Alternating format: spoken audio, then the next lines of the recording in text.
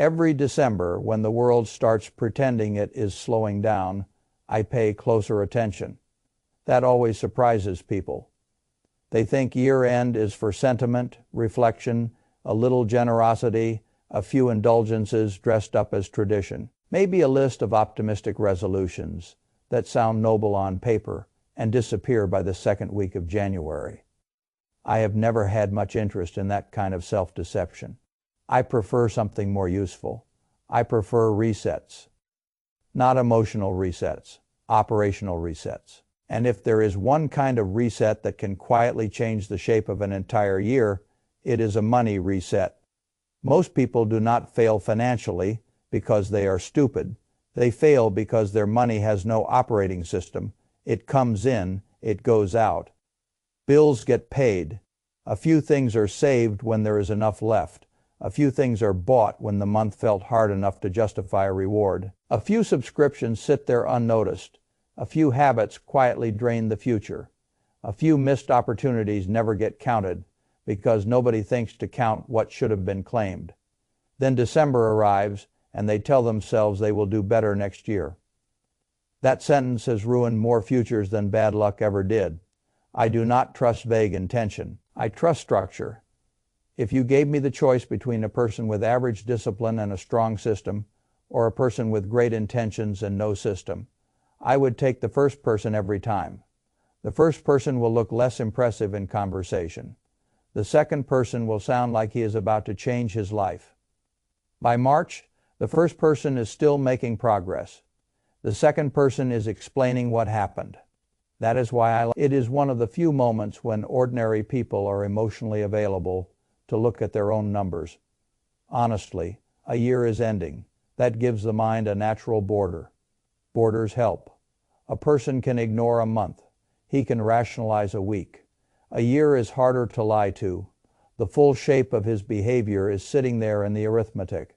And arithmetic has one beautiful quality. It does not care how your intentions sounded in January. It does not care how hard you felt you were trying in June. It does not care whether you were stressed, tired, deserving, unlucky, misunderstood, or optimistic. It simply records what happened.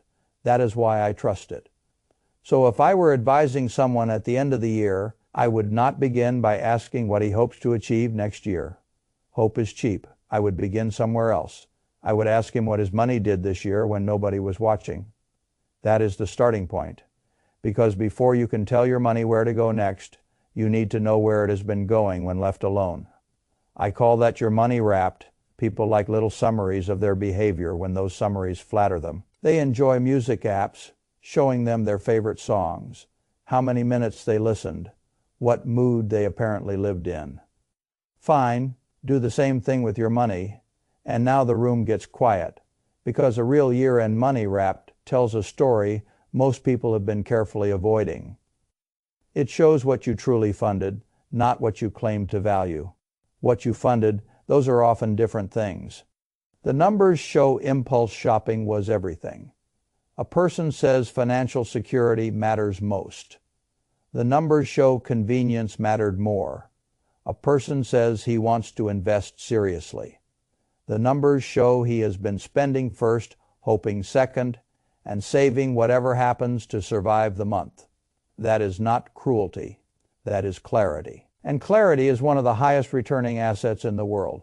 So the first thing I would do in the last few weeks of the year is sit down with all 12 months in front of me. Not one month, not the best month, not the month where I behaved especially well because guilt had briefly become motivating, all 12. Then I would ask only 3 questions. What came in, what went out, and what, if anything, was left standing at the end. That sounds simple. Good. Most useful things are. I would total the after-tax salary, any side income, any rental income, any freelance income, anything that truly increased the household's financial capacity. Not wishful income, not projected income, not maybe income, real income. Then I would total the expenses, the fixed ones. First, housing, utilities, groceries, insurance, transportation. The machine that keeps the household alive, Then the variable ones, dining out, shopping, travel, subscriptions, entertainment, all the little costs that drift through the year pretending to be small. Then I would do one thing many people resist, because it feels too honest. I would count savings and investments as spending for the purpose of this year-end exercise. Why? Because if you separate them out and then congratulate yourself for a surplus, you may be flattering yourself with money that was already allocated. I am not interested in flattering myself. I am interested in what is truly unclaimed. If I treat savings and investing as categories of spending for this exercise, then whatever surplus remains afterward is real drift, real excess, real money that had no assignment. That number matters a great deal. It is one of the most revealing numbers in a financial life, because it tells you whether you have unused capacity or whether you have simply been telling yourself that you are tighter than you really are. A person might discover that over the year, after all living costs and all investing and all savings, there was still $5,000 that simply disappeared into loose spending and unstructured drift. That is not a moral accusation. It is an opportunity. $5,000 is not just $5,000. It is proof. Proof that more could have been directed without pain if direction had existed. That is one reason the money wrap matters so much. It does not just expose weakness. It reveals untapped strength. A person can spend the whole year feeling behind, then discover in December that he was not actually underpowered. He was underdirected. Those are very different problems. And if you identify the right one, you can fix it. Now, once you lay the numbers out for the full year, another thing happens. Patterns appear. Patterns are where the truth hides. A person may discover that every winter his spending rises because he feels low, trapped inside more and more vulnerable to small comforts that accumulate into larger leaks. Another may see every summer go off the rails because weddings, travel, family events, and the need to feel alive all attack the budget at once. Another may see that every stressful month produced the same kind of spending. Not because he needed those things, because he needed a mood change and bought it badly. These are not random discoveries, they are maps. And anyone who has a map is already at an advantage over the person walking blind through another year, muttering something about trying harder this time. Trying harder is one of the most overrated strategies in personal finance. A person can try very hard inside a bad system and still get weak results. I prefer to give people better systems and ask for less heroic effort. But once the year has been seen clearly, there is a second job audit. Now people hear that word and imagine complexity. I do not mean complexity, I mean subtraction. One of the easiest ways to improve a financial life is not to out-earn inflation through genius. It is to stop paying for what is no longer alive in your actual behavior. I have seen households slowly bleed themselves through recurring expenses that have no present purpose. Gym memberships attached to a fantasy version of the self. Streaming services attached to one show long since forgotten. Software tools bought during a motivated season and left running ever since. Apps, storage plans, cloud services, auto. Renewing little parasites with friendly names and monthly charges small enough to stay below the threshold of outrage. This is one reason subscription businesses are so wonderful for the seller. People are busy, they forget. And when they do not forget, they postpone. A person will lose more to minor unattended drains than to one dramatic mistake, if the unattended drains are left alone long enough. So once the full year is on the table, I would go through every recurring charge line by line, not quickly, line by line. I would ask only one question of each one. Does this still deserve an automatic claim on my future cash flow? That is the real question. Not did I once like this.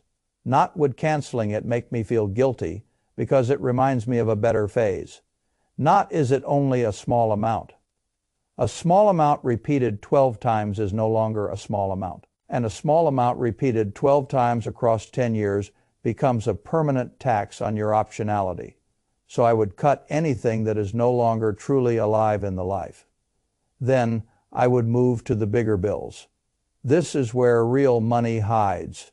phone plans, broadband insurance, especially insurance. The world has a marvelous habit of charging the inattentive for the convenience of staying still.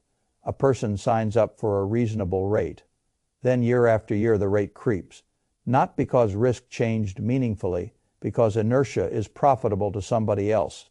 That is why I do not admire loyalty in areas where loyalty is not rewarded. If you can maintain the same quality of coverage or service at a lower price, then failing to check is not simplicity. It is passivity. Again, not a moral failing, a structural one. And structural problems require structural responses. Now, after the year has been measured and the waste has been cut, most people think the next step is to start investing more aggressively sometimes. But before growth comes foundation, this is where a great many households still misunderstand the order of things. They want to feel like investors before they have made themselves stable enough to survive being investors. That is how people turn ordinary life disruptions into forced selling events. I do not want that. I want a financial foundation strong enough that the future is not constantly being liquidated to pay for the present. That begins with the emergency fund. People make two mistakes here. Some have none. They call that boldness, optimism, or necessity. It is really fragility. Others keep far too much cash sitting still and call that prudence. That is also a mistake because cash beyond its proper role becomes a quiet victim of inflation. The correct answer sits in between. Enough liquidity to survive ordinary life shocks without tearing up the investment plan. Not so much liquidity that your balance sheet becomes a museum of dead purchasing power. This is one reason year-end is such a good moment for recalibration. A person may have built an emergency fund 3 years ago and congratulated himself properly at the time. Fine. But if rent has risen, insurance has risen, groceries have risen, and the whole cost of living machine is heavier than it was when he built that fund, then the same nominal amount no longer means the same protection. That is what people forget. They treat old savings targets as though the world stayed still around them. The world does not stay still. Protection must be updated when the cost of being alive changes, so I would look hard at the true monthly cost of the household, now not the old number, the present number. Then I would ask whether the emergency fund still covers what it is supposed to cover. If the answer is no, then the foundation is weaker than it appears. That must be fixed. After that comes the cash versus investing question. This is where I think many people are far more confused than they admit. They know they should save, they know they should invest. They often do not know how much of each is enough for their actual life. There is no magical universal ratio because lives differ. Obligations differ, temperaments differ, but there is a useful principle. Cash beyond your genuine short-term safety needs is not proof of wisdom. It is often just delayed allocation. If money will not be needed for years, and if the emergency reserve is already sound, then excess cash sitting idle is not protecting you. It is quietly weakening you. The dollar does not stand still. Life costs do not stand still. So the year-end reset is the perfect moment to ask whether your pile of cash is serving a real near-term purpose or simply resting there because you have not made the harder decision about giving it direction. Direction is everything. That is why I think the third stage of a good money reset is what I would call foundation rebuilding. Not glamorous, essential. Audit the reserve. Top it up if needed. Decide what cash actually has a job and what cash is merely hiding from responsibility. Then move the excess where it can begin doing useful work over longer stretches. And that brings us to something people consistently underestimate. Free money. I have always had a low tolerance for voluntarily leaving money on the table. There are many hard ways to get ahead in life. There is no reason to ignore the easy ones. Yet people do it all the time. They fail to capture employer retirement matches. They ignore tax-advantaged accounts. They miss allowances that expire. They postpone decisions until a calendar line passes and the benefit simply disappears. That is an extraordinary kind of waste because it is invisible. A person does not receive a bill marked, "This is what your inattention cost you." so the pain remains abstract, but the loss is real. If an employer offers a match and you do not contribute enough to get the full match, you are not being cautious. You are refusing compensation. That is what it is. The language should be made harsher because the truth is harsher than the polite phrasing most people use. A match is not a bonus for sophisticated people. It is part of the compensation structure. Failing to take it is like leaving part of your salary in someone else's office because you found the paperwork emotionally inconvenient. That is absurd. Likewise, with year-end allowances, tax systems are full of imperfect rules. But if a rule exists that lets you keep more of what you earn by acting before a deadline, then it deserves respect. Use it or lose it is not just a bureaucratic phrase. It is a test of whether you are managing money actively or merely reacting to it. A year-end reset should force those questions onto the table. Have I used what is available to me? Have I left an employer match untouched? Have I left a tax advantage contribution incomplete? Have I missed the chance to clean up gains and losses intelligently before the relevant date? Have I given away money simply because nobody was standing there emotionally demanding that I claim it? This is why I say the financial system quietly rewards the attentive. It often does not reward them instantly or dramatically, but it gives them constant little edges, and little edges compounded across years become big separations. That is true in investing. It is true in life. Now, once all of that is done, the natural next question is this: what do I actually want next year to do for me? This is the part where most people get sentimental again. They say things like, I want to be better with money, I want to save more, I want to feel less stressed. Fine, those are moods, not goals. Money does not respond well to mood language. That is why a real year-end reset requires a forward map specific measured. Dated, not because the universe rewards specificity in some mystical sense, because the mind behaves better when the destination is visible. If you want to save $6,000 next year, that means $500 a month. If $500 is impossible, that does not mean abandon the goal. It means make the goal honest. Half the amount, longer timeline, different structure. But honest goals create action. Vague goals create self-soothing. I have no interest in self-soothing where money is concerned. If a person wants to build an emergency fund, pay off a card, start a taxable account, max a tax-advantaged account, build a down payment, or increase retirement savings, then each of those needs to become a number and a schedule. Otherwise, it remains a wish. And wishes are terrible financial instruments. This is another place where the money-wrapped matters. You are not planning next year from fantasy. You are planning from evidence. You already saw what came in. You already saw what went out. You already saw what was unclaimed. That means your goals can now be built from reality instead of hope. Reality is much more useful. If last year showed you that $200 a month was floating around with no job, then perhaps next year can give that $200 a mission. If your audit showed recurring waste, then perhaps some of that recovered cash can be reassigned before it ever has the chance to leak again. That is how improvement actually works. Not by becoming a different person overnight, by redirecting what was already there. Now comes the final step. And in my mind, it is the most important: build a money operating system. People love goals. Goals are cheap. Systems are where the future gets built. I have watched too many people make excellent plans in late December and then sabotage themselves by early February because every good decision still required fresh willpower. Willpower is a poor foundation for a long financial life.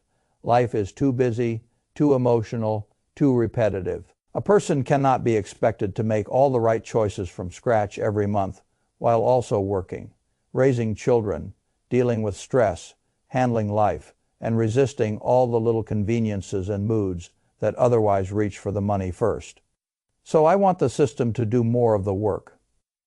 The easiest way to make your future stronger is to reduce the number of important financial choices that depend on your mood. That is the essence of a money operating system. Automate the good behavior. Save first, invest first, pay the future before the present has a chance to invent reasons it deserves everything. That is the whole philosophy. A standing order can save a person from 100 arguments with himself.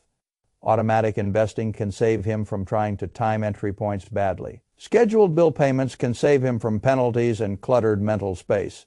Sinking funds can save him from pretending that predictable irregular expenses were unpredictable emergencies. This is what people forget. A holiday is not a surprise if it happens every year. Car maintenance is not a surprise if you own a car. Birthdays are not a surprise. Annual insurance bills are not a surprise. These things do not become emergencies because they were unforeseeable. They become emergencies because no small system existed to spread their cost across time. That is the magic of a money operating system. It turns drama into administration. And administration is much cheaper. I have always believed that the richest feeling in money is not luxury. It is the absence of chaos. A person with a working system may not look rich from the outside. He often feels much richer from the inside than the person making more money and running everything through reaction and stress. That is because systems create calm. Calm improves decisions. Improved decisions improve outcomes. That is how a financial life strengthens.